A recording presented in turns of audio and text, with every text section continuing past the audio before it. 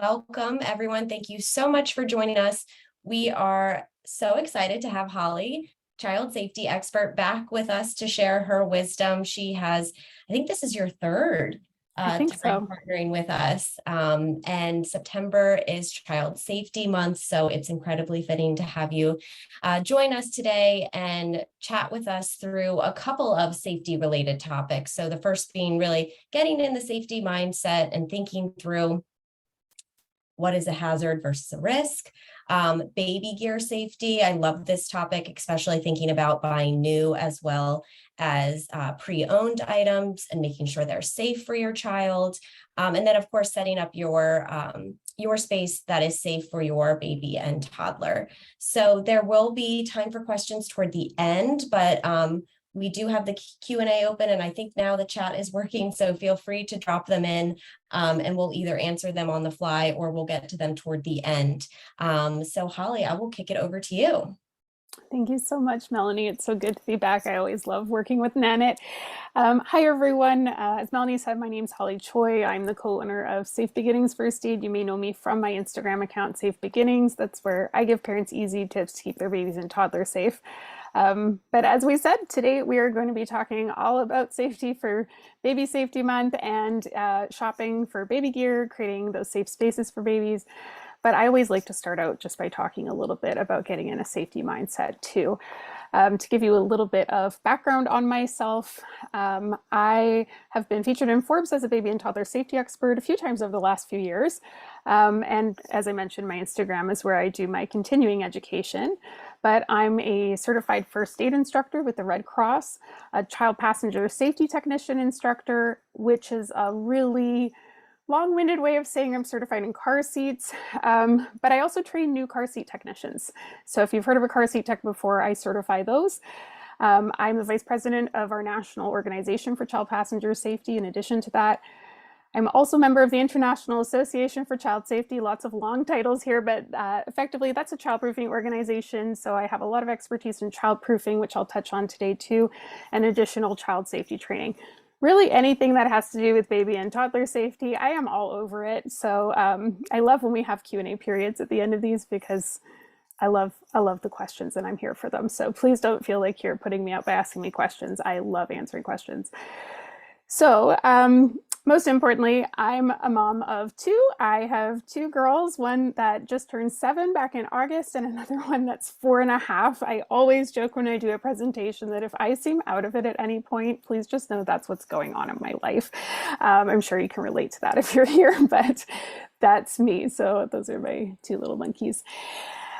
So just to, again, talk over what we're going to be covering today, I'm going to talk about getting in the safety mindset because I think this is so important when it comes to keeping our little ones safe. We have to kind of shift our perspective in order to do that.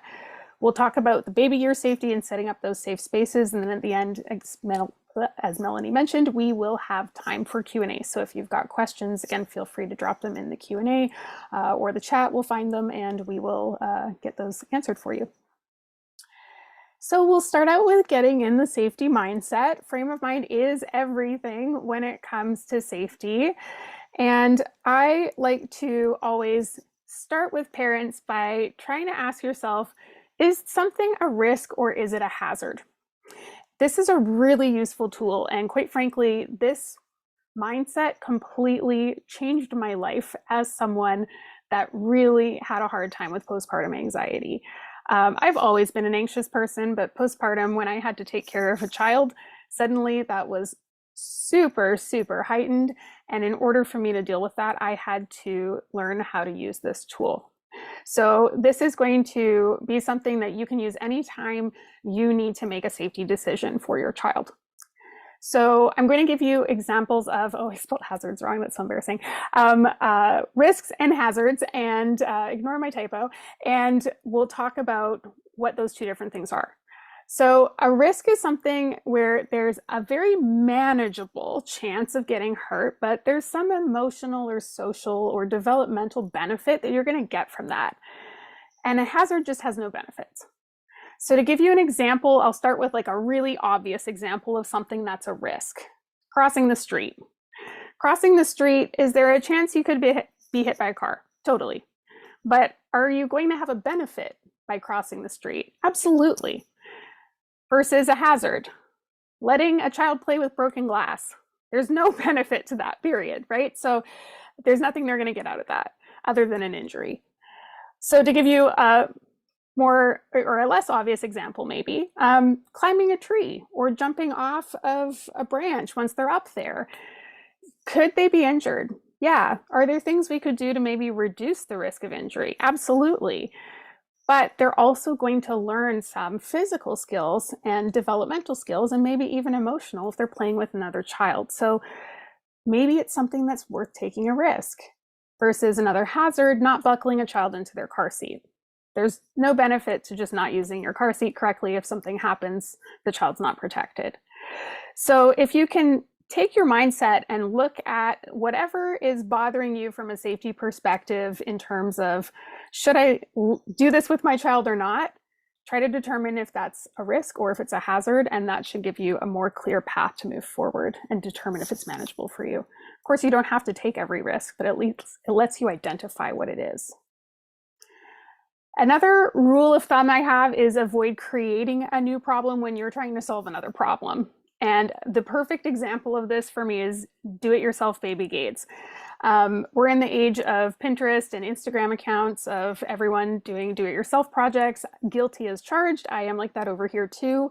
But when it comes to safety, it is so important that we are using safety gear that meets current safety standards. And things like DIY baby gates, I think we can agree that that gate looks awesome. The problem is that it doesn't meet safety standards. And if you think about this outside the box, those horizontal or diagonal bars, specifically in this gate, make it really easy for the gate to be climbed by a child. They could easily get leverage at multiple places and climb over it. If you think of a store-bought safety gate that meets current safety standards, they'll only have horizontal spindles. They're spaced a very specific distance apart. They're made out of materials that won't be harmful to the child. So those are important considerations we need to remember. And again, they won't meet those safety standards. So in the case of spacing, it could also be an entrapment hazard. So this leads me to a question I get asked all the time. If it's on the market, it's safe though, right? Like why could someone be allowed to legally sell something if it's not safe? Just because it's on the market doesn't necessarily mean it's safe. And I'll walk you through what that looks like. So let's talk about how we know if something's safe. So the first question we should always ask ourselves is, the product I'm thinking of buying, is it regulated? And we need to first talk about what regulated products are. If a product's regulated, it means that there's safety standards that have to be verified in order for that product to be put on the market. So for example, to give you an example ahead of time here, a car seat is a regulated product. It has to meet the federal motor vehicle safety standards before it can be sold on the market. The sketchy thing is the Consumer Product Safety Commission in the US, they estimate 96% of consumer products are unregulated. That's not necessarily a bad thing. We can't regulate everything. Imagine how much time and lawmaking it would be if we regulated zippers and the design of scissors and everything, right? So not everything can be regulated realistically, but when it comes to items related to safety, that's where you're going to see a lot of regulated products. And when it comes to children, you're going to see a lot more regulation just because we're hyper focused on keeping kids safe if they can't do it for themselves. So if you do hear about an unsafe product or you experience an unsafe product yourself, of course, there's recourse you can take. You can report that to the Consumer Product Safety Commission, to the FTC, so the Federal Trade Commission. If you're in Canada, Health Canada.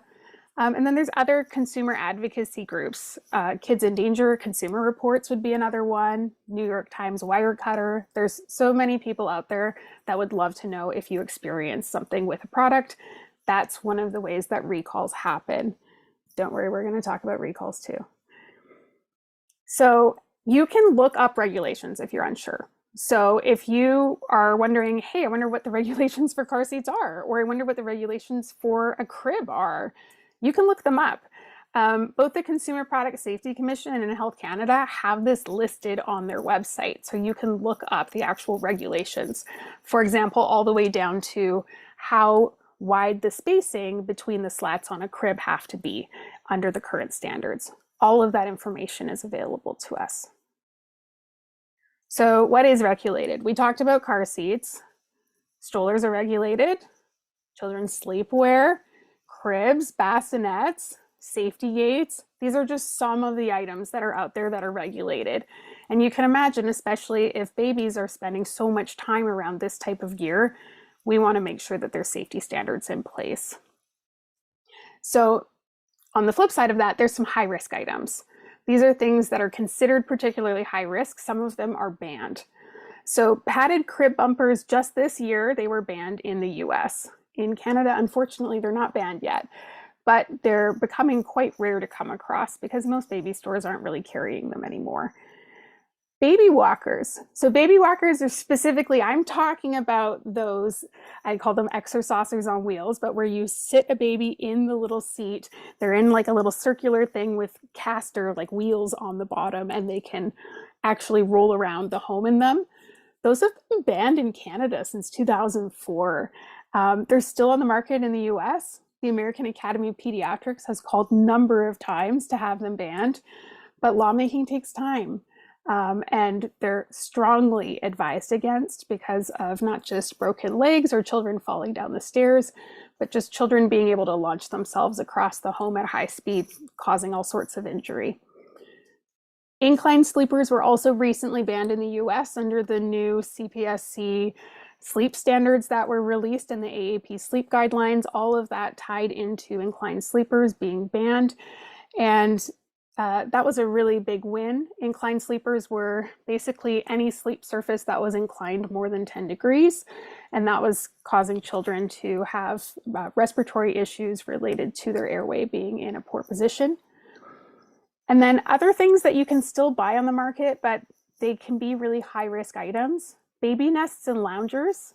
So those are, I think DockATot's probably the name that most people know, but things that are basically really padded, and they're meant to be like a soft spot that you would put the baby on the ground when you are supervising them, or, and you're just hanging out, watching TV on the couch type of thing. They're not meant for sleep. They're not allowed to be marketed for sleep under the new safety rules in the US. And that's really, really important to note. If you look at their websites, they can't show them as sleep surfaces. So the problem is that a lot of them are just used that way. So be mindful that that's not something that is recommended. The other one is bath seats. So those are those things that you stick in the bathtub to prop a baby up, to try to kind of use it as like a third hand. Sometimes if you've got multiple babies, a lot of parents use these for that specific reason, but they are strongly cautioned against by both the American Academy of Pediatrics and Canadian Pediatric Society. And this is because a lot of times parents run down a slippery slope of, well, I forgot a towel, they're propped up, it could be okay to just go out for a second, and then we have injuries happen. So they're strongly advised against.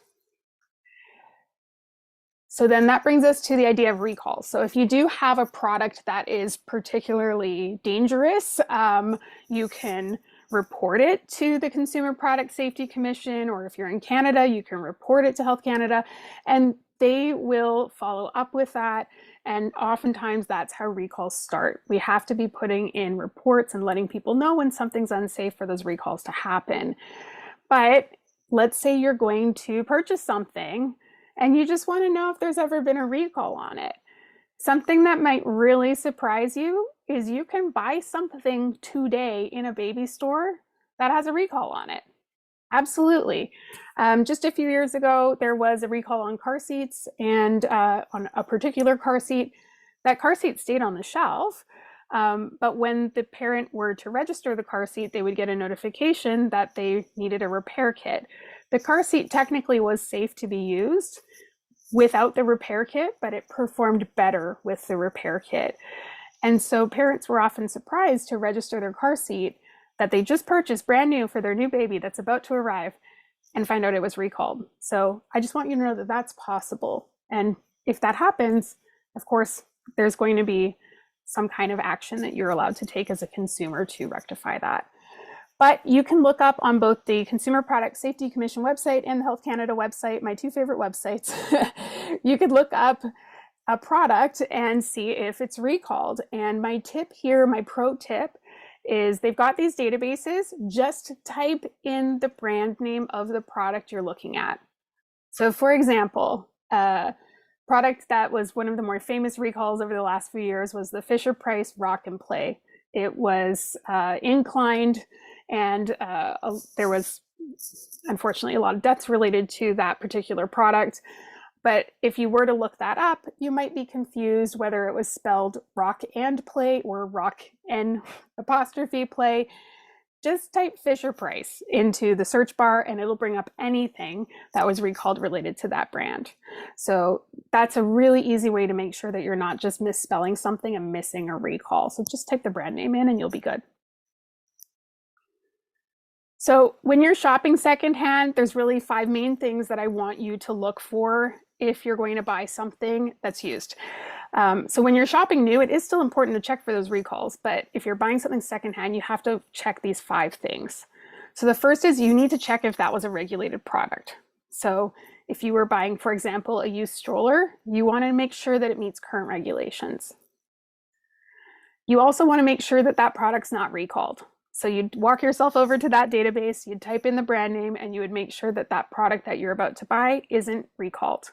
If it is, maybe you could just get a repair kit for it, depending on what the recall is, but it's important to know that information ahead of time.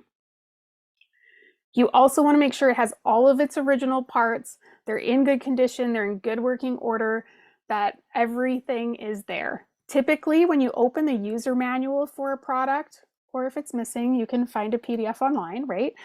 But when you open the user manual, usually within the first few pages, there will be a diagram that lists every little piece that comes with that particular item.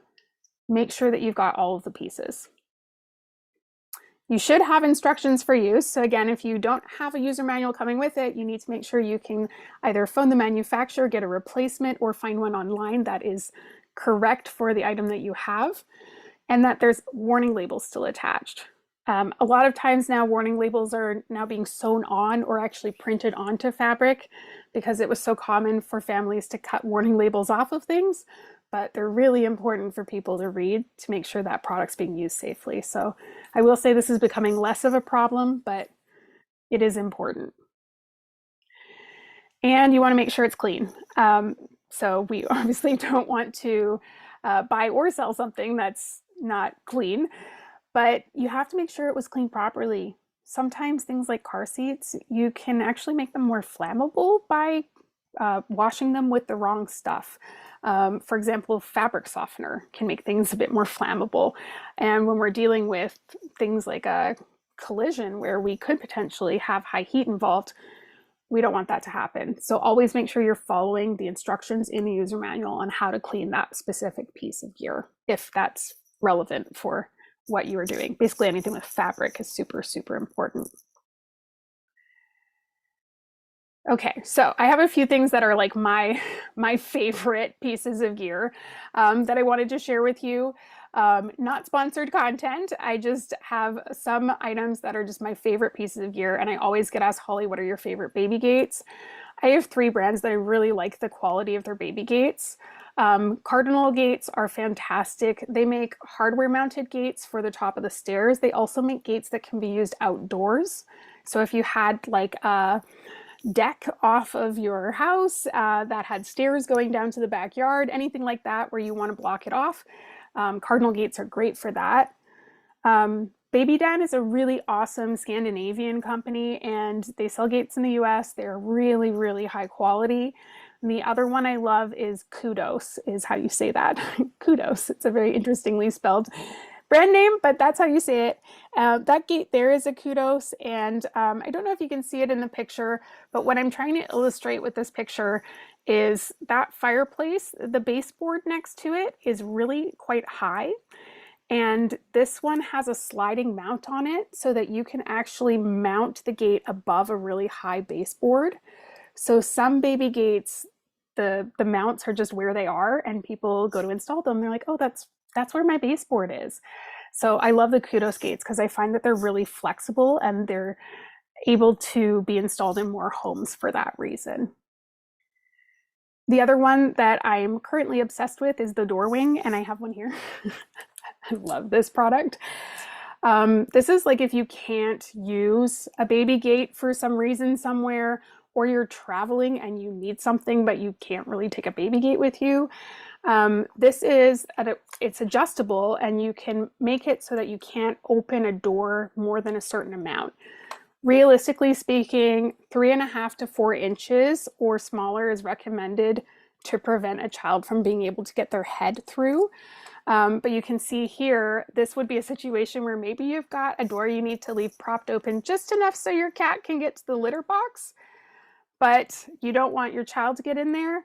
It's a great solution for stuff like that, provided that your cat will fit through there still, right? So it depends on the cat sometimes. But I have a video on my Instagram account. I actually have a whole highlight on me showing this product because it's quite new to the market. It just came out this year. And it's one of my favorite things. So feeling a little bit like Oprah right now, telling you all of my favorite things. And I'm going to be talking about this one a lot over the next week too. The Bugaboo Fox stroller is hands down one of my favorite strollers that's out there right now. And specifically, it's got a lot of safety features, and they have this awesome wrist strap that you put your hand through so that you don't run into that runaway stroller situation when you're going down a hill, which I wish I had on my stroller when my first daughter was born, because I live in an area that's basically on the side of a mountain and it's all hills. And sometimes when you're recovering postpartum, you don't really quite have the strength you did before. And so if that stroller starts getting away from you, it can be kind of scary. So having a wrist strap, I think, is just an awesome feature, but really high quality, amazing stroller. The other one I wanted to speak to, of course, since we are here on the line with Nanit, is my love for Nanit. And this is a genuine love for Nanit, not just the people, but also the product. So I love the Nanit stand, and I love also their flex stand. So I want to talk about both. So the stand that came with my Nanit Pro, so the one on the left, I love this stand. This one is, I believe that one is mounted to the wall. So it can either be mounted to the wall or it can be set up freestanding, but the cord is contained inside of it. So there's no way for the child to actually grab any part of flexible cord and bring it into their sleep space, because the recommendation is to keep cords at least 3 feet away from their sleep space. So this keeps baby safe, but it also allows you to get that bird's eye view of your child that so many parents want. That perfect here is the crib on the monitor, without their safety being compromised. Now that my children are older, I use the flex stand, which is on the right. I use that all the time. Super great for travel, but you basically just take the camera off of the other stand, snap it onto this, and now you have a stand that you can move around really easily without having to take this whole pole with you everywhere. So those are 2 reasons that I really love this monitor. There's also a new alert zone feature that came out recently. This has been a proven lifesaver for my office. So if I have my Nanit set up down here in my basement level where my office is, there's also a playroom down here, which means sometimes my children find their way into my office. My office is not always the safest place for them to be because I've got a lot of AV equipment in here and wires and all sorts of stuff going on. So you can set up an alert zone, and then they go in, if they go into that area, you get a notification, which again, you still need to obviously watch your child. And if it was something that could happen quickly, you need to be able to manage that. But for me, at my children being 4.5 and 7, this is enough warning that I need. And I love this feature. There is also a new feature coming out that I am very lucky to know about. And you may not have heard about this yet, but there's a new split screen feature that should be coming out sometime over the next few weeks. It out. It's the next thing that you have on your list. Oh gosh. Okay, hold on. Thanks. Split screens out, but the next thing I'm mixing everything up in my head. Yeah. Yeah, okay. Hold that thought. So this one allows you to take, if you've got multiple cameras on your account, that you can see both of them at the same time. So This would have been great in that sense that if I had my daughters in separate rooms, they very promptly moved in together as soon as they could. I have not been able to separate them again, but it allows you to see more than one camera at a time. Here's the feature that's really special, is picture in picture. So the ability for you to have it just kind of minimized while you're still using other parts of your phone so that you don't feel like you're missing out on something or you're still trying to keep an eye on them, but you have to quickly check something else. This is so helpful and I am excited for this one. Like it's just going to be so helpful in those situations, but maybe another way that I can keep them out of my office over the next little bit. We'll see how that goes. Okay, so we also want to talk about setting up some safe spaces for babies and toddlers too. So we're going to talk about the table, things about like high chair. We're going to go into the nursery. We're also going to talk about some car seat safety tips. But I always joke if I have a few hills that I'm willing to die on, things that I will absolutely fight people on every single day of my life if they tell me that I'm wrong about this.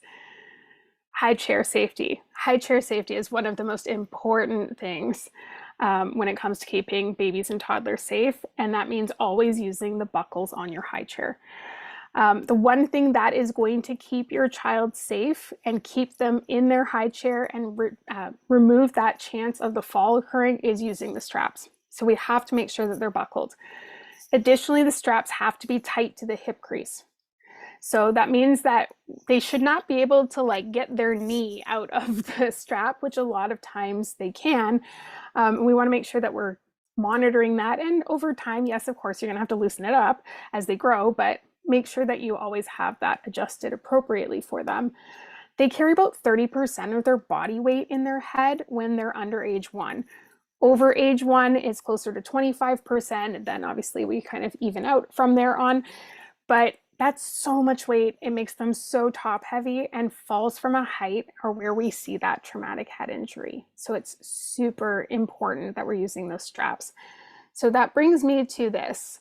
I hear this myth all the time. I see it on social media all the time.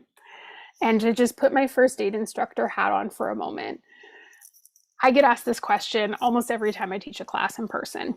And it's, okay, but what if I strap them in and I'm not able to get them out in time if there's a choking incident? Like what if something happens and they've got their bib over top of the straps, there's just so much stuff, what if I can't get them out? I have 2 comments about this one. My first is you have enough time. Please know you have enough time. They will remain conscious as long as you're there watching them. They have enough time that they're going to remain conscious, that even if your hands were completely trembling and you're having a hard time getting their bib off, you have enough time to do that. Get down to the ground, do the choking relief maneuver, keep them conscious. It's very quick. It's very effective. You've got the time.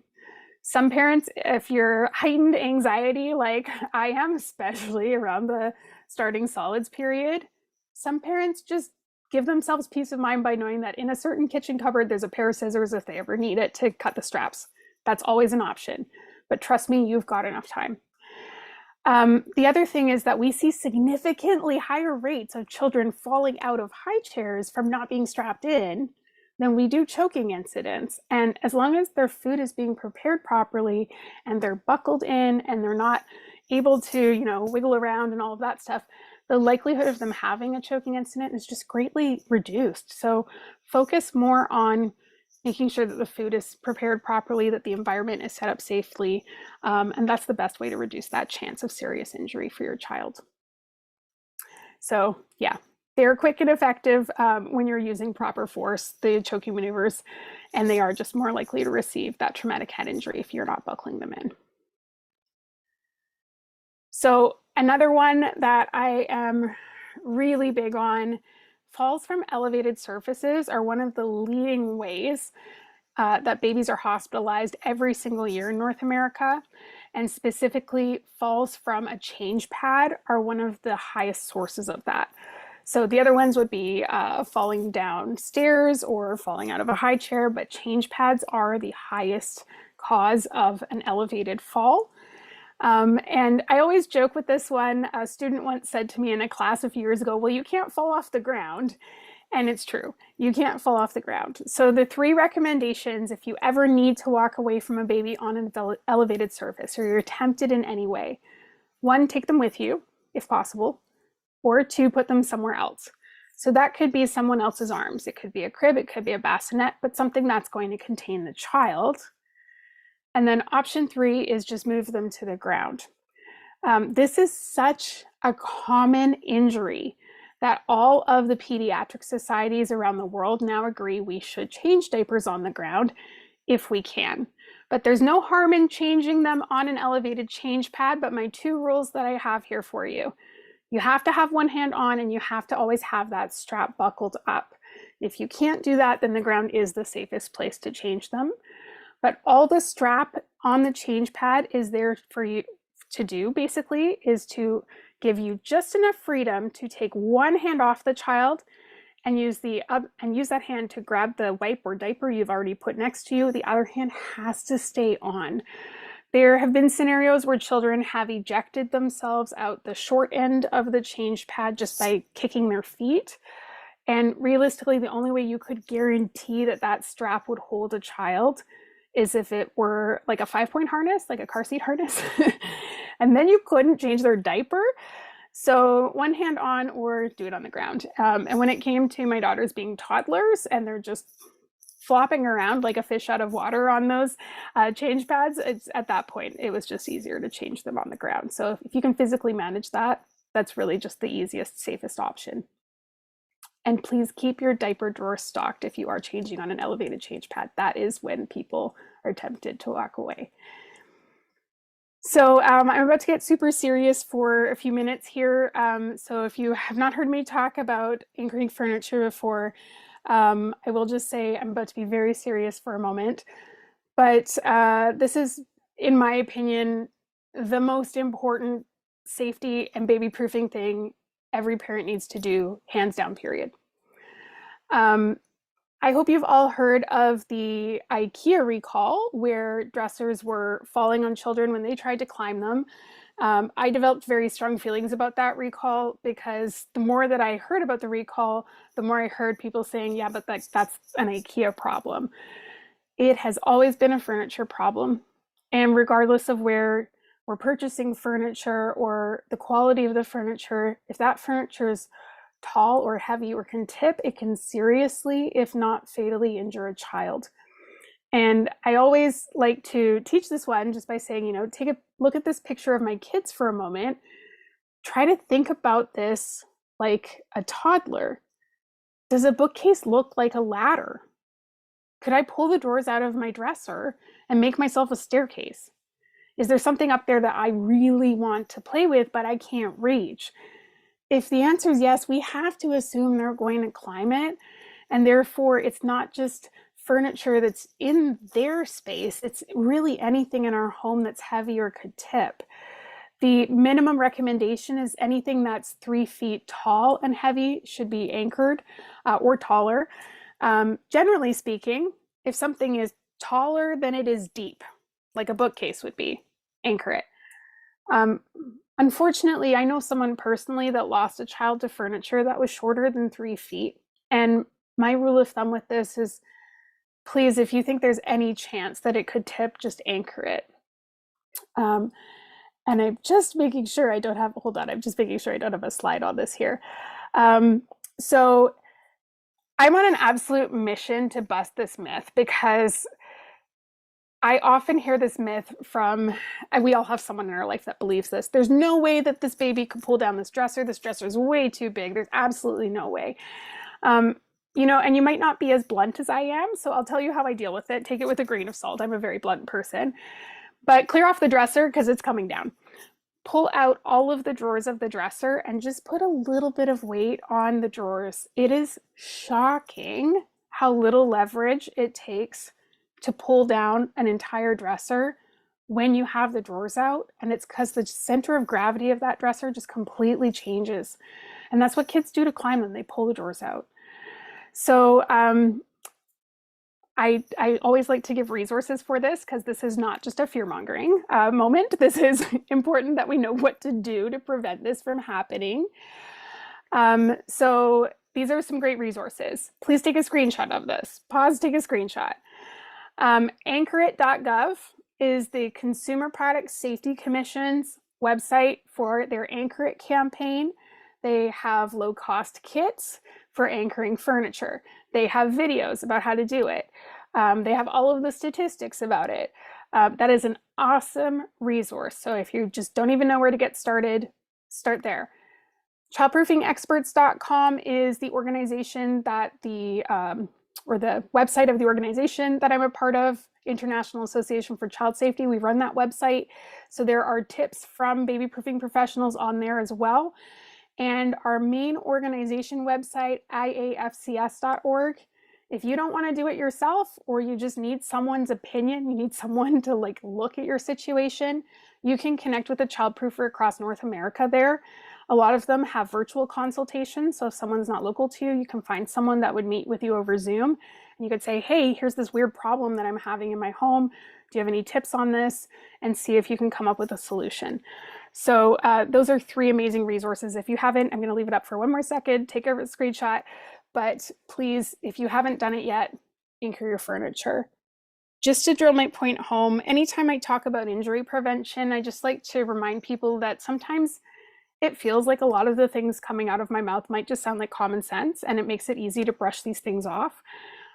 But a lot of the injuries that I'm talking about today, we get second chances with.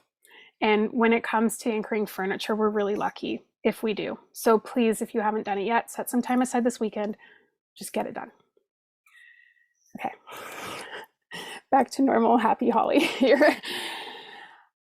So let's talk about some safety in the nursery. Avoid putting anything heavy over your crib if you can. A lot of this is coming from personal experience that I've had living on the West Coast. Back in 2015, in December, my daughter was 4 months old. Her crib was in our bedroom at that time.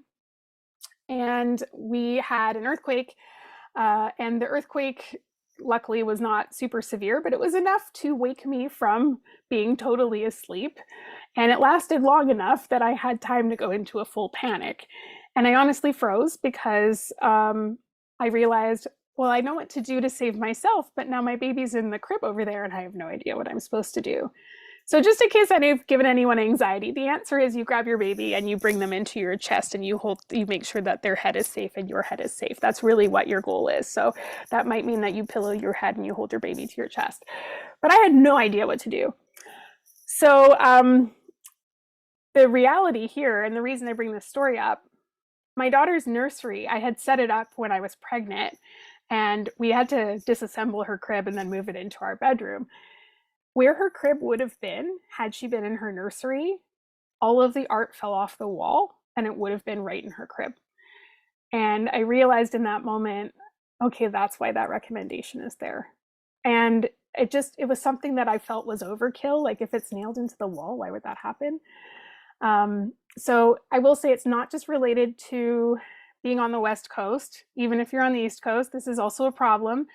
I had the siding redone on my house, and just the hammering of the siding on the side of the house, we had stuff fall off our bookshelves and smash. So really, it's something you want to be hyper sensitive with. So can you just move it off to the side of the crib, whatever that happens to be? Could it go on a different wall? Just try to come up with a solution so that if something were to fall, that the path of it is not going to be right into the crib. So I was really lucky with that one. Cords and cables, I mentioned this a little bit earlier, but cords and cables should be kept at least 3 feet or more from the crib, and this is to prevent strangulation risk. Also, there is a chance of electrical issues if it is an electrical cord, but 3 feet is the recommended length so that there's no way they could reach out and pull something into their sleep space. Please also be super mindful of blind cords. Any blind cords, make sure that they're wound up and kept out of reach. You can get these things called cord cleats, which are basically screwed into the frame of the window, and then you just wrap the cord around it that's excess. Or the Consumer Product Safety Commission now says that the safest window treatments are cordless window treatments. So if you are in the process of changing window treatments and you can do that, excellent. That's a good way to go too. So something like a cellular shade or a rolling blind would be ideal, or shutters, whatever it is without cords.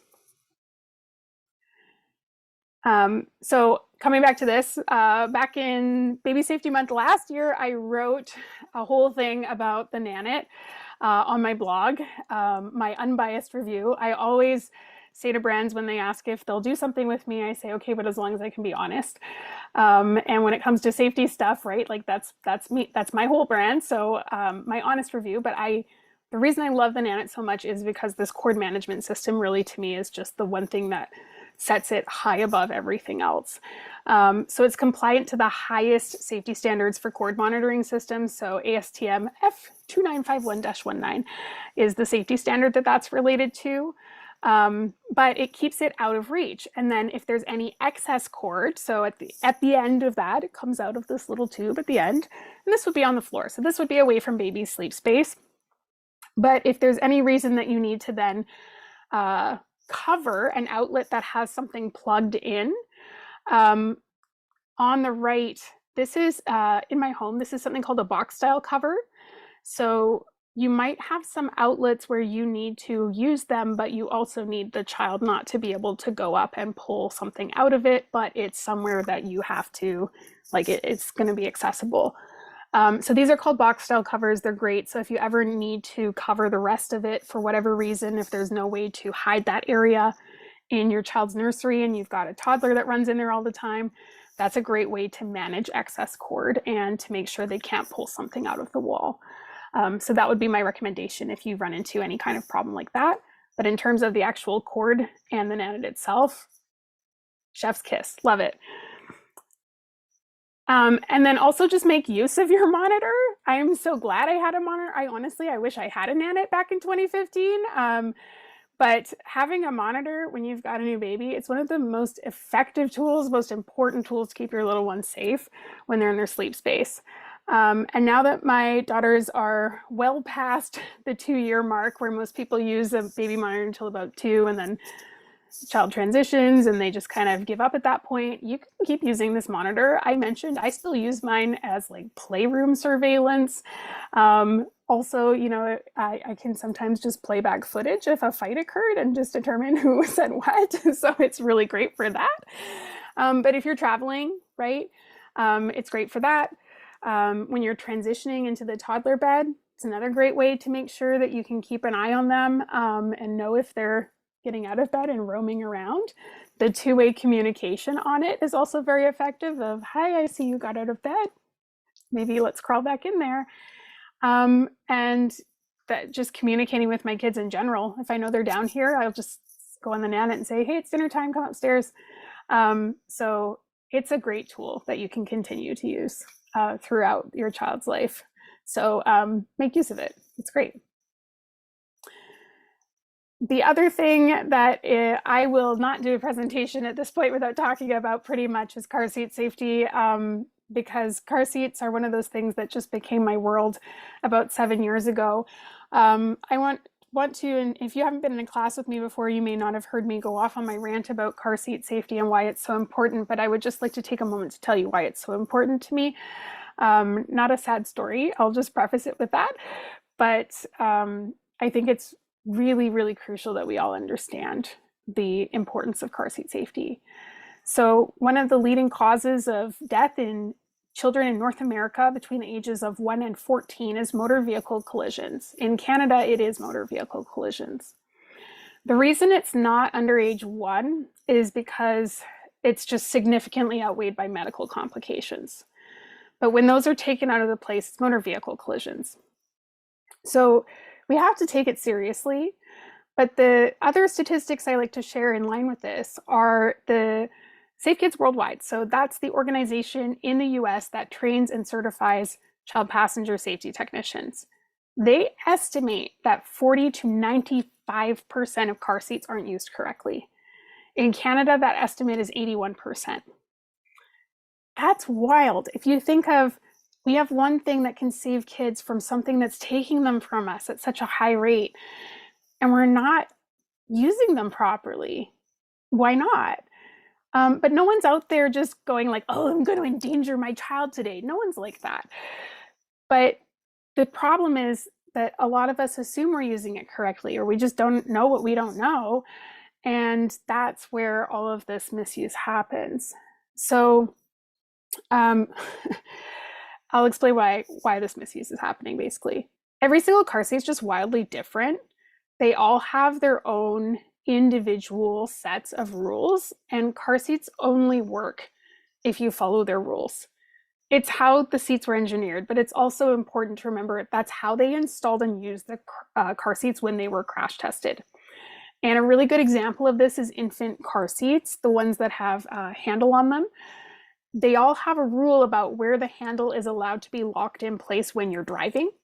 Some of them ask you to leave it up. Some of them tell you you can put it down by the child's feet. Some of them tell you to put it all the way back past the child's head. Some of them tell you that anything's fine, but you have to check your manual. The reason that's so important is that's where the handle was when the seat passed crash testing. And I think sometimes a lot of these little rules feel just so arbitrary to us. I need you to know they're valid. The main problem I see on a daily basis in the work I do is children not harnessed correctly. There's so much more to it than people realize. There's also rampant misinformation out there, to the point I just did a reel, I think it was 2 days ago, about how to properly harness a baby in their car seat. Please, if you haven't seen it, go watch it on my Instagram. It's so important. And again, I don't say this stuff to upset you in any way. Please get your car seats checked. So I'm going to, bear with me, I'm going to just pop this in the chat in the window here. In the chat, if you can, feel free to write this down. safekids.org/events is a website where you can look up an event to get your car seat checked by a technician, someone that is certified to do that. A lot of those are low cost, if not free, through community organizations or local volunteers. And have someone just look at your seat, make sure you're using it correctly. I always just like to drill the point home. Please, I don't want you to feel like you're going to be judged by someone for how your car seat is. I can't even begin to tell you how non-judgmental I am about safety stuff with parents, because we don't know what we don't know. And I took that training when my daughter was 8 weeks old, mostly because my sister told me to. Here I am today, the vice president of the organization that I'm a part of. But I walked into that class thinking, why is this multiple days? Can't we just read our manual and follow the instructions? I was really annoyed. I had a really bad attitude. And unfortunately, I wish it were true. Anywhere I could have made a mistake with my child's car seat, I made it. And the first night of that class, I crawled into my car, locked my car, and I sobbed for 20 minutes because I had this really overwhelming moment, probably partially of postpartum hormones, but also just, wow, I'm in charge of this kid's safety and I have no idea what I'm doing. I do this because I don't want people to feel that way that I felt. And a car seat check typically takes 30 to 45 minutes. We make sure your seat is installed correctly. You feel confident, what that looks and feels like. And then if you have questions like, hey, when's this outgrown? When can I turn them around? Did I harness them correctly? We'll answer them for you. But when it comes to safety stuff, I can't emphasize this enough. Please only take advice from people who are qualified to give you that advice. And when it comes down to car seats, it's the people through those resources. Thanks for letting me yell at you. Sorry, I'm not yelling at us. It's so intense. That's where you can find me. Safe Beginnings on Instagram is the best place to find my stuff. But oh, we did it. So we're gonna do Q&A now. Anything? I know that specifically, I believe anyone that needs to run away for Q&A, because I know this was a lot. There's going to be a recording. So don't worry if you need to run away. There's also going to be a recording. But did we want to? Yeah, we have a couple live questions, so we can do those first. And then we had a couple of questions that were submitted beforehand that we can go through. Awesome. So the first one is from Jamie. She said, thank you so much or he, for sharing your knowledge and expertise. Oh, she's a first-time mom. She has a 6-month-old, noticing every corner in their house, so nervous for the day when her baby will be mobile. Does she bumper everything? I love that. I mean, you can, but no, you don't have to. Um, Focus on the things that are going to prevent the serious injury first, and then go from there. So there's some things that you can be proactive with and some things you can be more reactive with. So when it comes to proactive, things that are going to cause serious injury, stair gates, absolutely. Anchoring furniture, absolutely. But do I need to put bumpers on the coffee table? You could take a wait and see approach. Sometimes with, and if it's like super sharp, yeah, go for it. When it comes to something like a kitchen cabinet, my first daughter, not interested. My second daughter, the second she could get in the kitchen, she was just pulling on the cabinets. So you can think of it two ways. You could see if something happens under, careful supervision, or if you're proactive. One of the benefits of being proactive with some things, especially stuff like cabinets, is if they try it and they fail, they might not like care anymore. But if they try it, they know they got in and then they start to fail, they might get upset. Which, I mean, too bad. But sometimes you can save yourself some of that meltdown when you're already overstimulated at the end of the day. So, but no, you don't have to do everything. Focus on the stuff that's going to really prevent the serious injury first. Very helpful. Okay, next one. First-time mom, she has, or he has, a 3-month-old baby and they are starting to roll. So how can they prevent risks in the crib? Okay, so the main thing is you want that sleep space to be super clear of stuff. So just sheet, nothing else in the crib.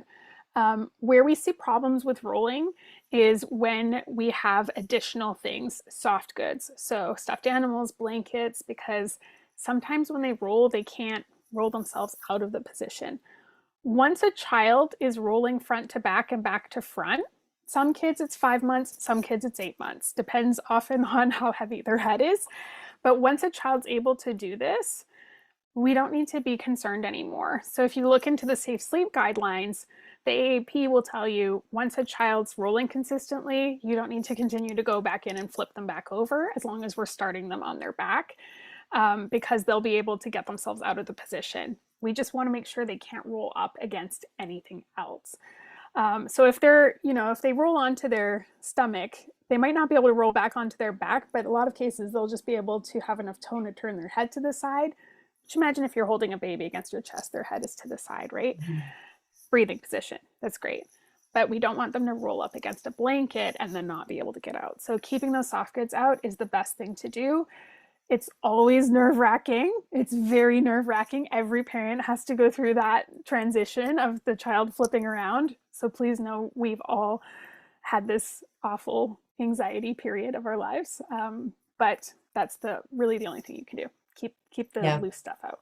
And I feel my baby, who's 6 months, she just went through this where now she's rolling all over the place. And when she first started rolling in her crib, she would like roll herself into like the corner. And like, I was so nervous about her like hitting her head, and she did bump it a couple of times, but everything that I read, and I'm sure you have advice on this, is it's better for them to just bump their head on the corner of the crib than if they were to get stuck underneath a bumper. And that's where they can strangle themselves or severely injure themselves. So they kind of have to just like learn and explore that crib, and they figure it out quicker than you realize. Correct. I mean, the idea is that they're going to learn the boundary too. They've done studies on this. The crib bumpers didn't reduce the chance of injury, and the likelihood of a child actually entrapping like a limb and hurting it, like kids get their arms stuck all the time, but actually having an injury from it, it's like minuscule. It basically doesn't happen. So it just also know that happens to everyone too, and it too shall pass. They will learn the boundaries and stuff. That's why we don't roll out of our beds, hopefully, most of the time, in our own beds at least. Okay, next question. What are the most common mistakes people make with car seats? I would say that harnessing is the biggest one. Harnessing is by far the biggest one. It's also the easiest one to spot if you see it online. Be gentle with people online because everyone's just doing the best with the information they have. But harnessing and not having the car seat installed tight enough. So the car seat, where it's physically attached to the car, needs to move less than an inch in any direction. So oftentimes I find that that ends up being technique related. And if there's a situation where you're like, I feel like I'm just putting so much pressure on the seat and it's not getting tight, reach out to one of those car seat technicians, get them to help you, because there's a lot of like little tiny tricks that we can do with certain seats that are just our little random things we have in our brains. To get that in there. And once you see it done correctly that first time, you'll go, okay, I know what that trick is now with that specific seat, and I can nail it from here on out. So I would say if you're ever stuck with that, definitely get your seat checked. Awesome. Okay, a couple of questions that were submitted beforehand. When to move babies out of a sleep sack? So you don't really have to. Some kids actually have sleep sacks with like feet on them all the way through like 4 or 5 because they really like them. My daughter had one, but some kids also like fully reject sleep sacks. So you could have a kid go one way or the other. They are great though, and they're especially great under 12 months when we want to keep those loose goods out of the crib. So it gives them that kind of feeling of having a blanket without having the loose, soft object, right?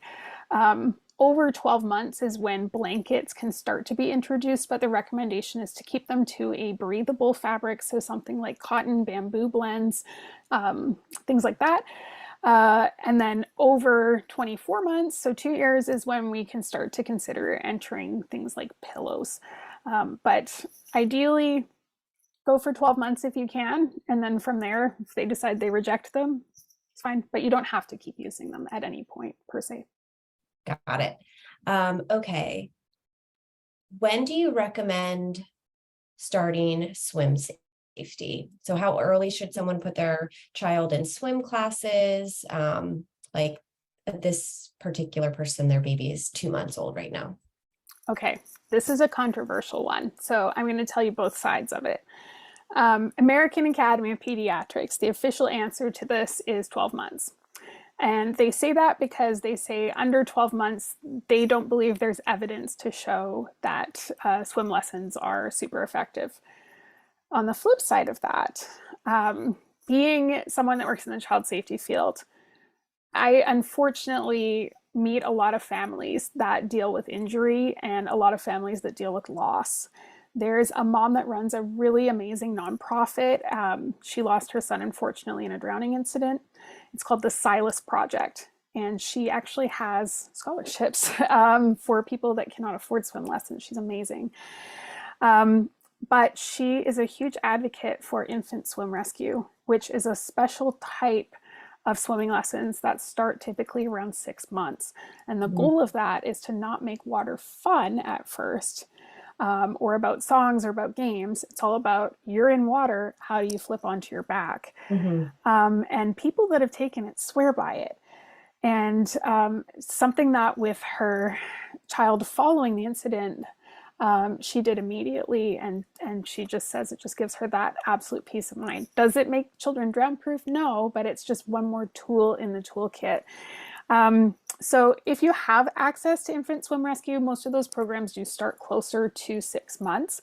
The AAP doesn't say like you can't start swim lessons earlier, but they say that their recommendation is 12. So there's both sides of it. When my children were little, we didn't have access to that. So my children have gone through the regular run-of-the-mill swim lessons, but one of them is much better than the other. But, you know, it's important to just start when you can. So if you can start at 6 months through a specialized program, great. Or if you start later than that, my daughter didn't start until she was about 3 because of the pandemic. So it is what it is sometimes. Yep. Okay, last question. And I feel like you covered a lot of this, but this was submitted prior to the webinar. Starting best advice for first-time mama who wants to have a safe sleep environment. So it's super, super important, again, to make sure that those items we talked about, so no cords, no heavy stuff over the crib, make sure you're using your monitor, loose, soft goods, all of that is out of the crib, just a sheet, for mattress, make sure the mattress fits the crib and make sure that crib meets current safety standards. That is super, super important. So coming back to the idea of the safety standards, it's really common because baby gear is so expensive. That's part of the hardest part of this is it feels awful to constantly say oh, we'll just buy new stuff that meets current standards, but there's a lot of financial privilege in that. But you need to find something that does meet current safety standards, even if you have to get it secondhand. But we often have friends and family that are wanting to gift us cribs, maybe even, well, your grandfather made this crib. Beautiful for decor, but it's not meant to be a safe sleep space. So just make sure that that item that you're getting is up to date, because those changes happen for really valid reasons. Those safety standards for things like cribs don't happen super regularly. It's not like they'll change every 2 years. Typically, if you buy a crib for one kid, the likelihood is you'll be able to use it for another kid. But it's really important because they don't change those standards for fun. It's really important. So yeah, those would be my main tips with that one. Thank you. Well, those are all of our questions for today. We wanted to thank you so much. I feel like every time I get to spend time with you, I learn so much, so many tips that I can take into my life. And I'm sure everyone here feels the same way. We will be sharing out the recording in the community in the coming days. And also just a quick plug, next week, we will be having a Safe Sleep Ask Me Anything with Dr. Maristella Lucchini. She'll be joining us in the community, so you can actually ask your questions there starting Monday. So feel free to join in on that event. And yeah, catch us in the community with all of this great content. Thank you so much, Holly. Oh, thanks for having me. Always a pleasure. I'll be back, I'm sure. Yes, for sure. We'll be seeing you soon.